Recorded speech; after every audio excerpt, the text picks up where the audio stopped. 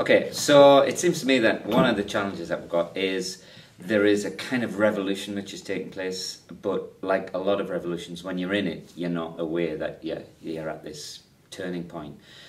And I think it's been socially driven, and by that I do mean socially rather than social media, although social media is playing a huge part. But when you've got the access to music now that young people particularly have got,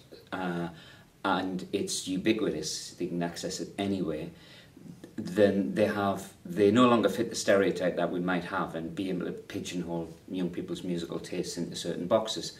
That is also creating all kinds of problems for the industry, and that's got the music industry has to reshape itself, and it's in the process of doing that. But setting that aside, what the implications that we've got for education is that through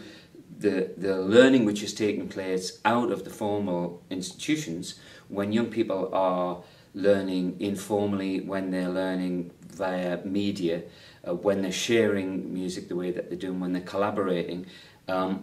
what is happening in the formal institutions seems kind of dull compared to that. And so the challenge that those formal institutions have got, it seems to me, is to radically reshape the way that they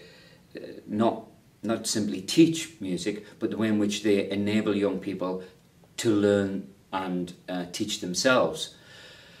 And they haven't got very long to do it, because what we're seeing, not just in music, but across all of education, is that young people are increasingly voting with their feet. So numbers of kids who are being homeschooled, numbers of kids who are learning outside of those institutions are rising. And so there is a challenge of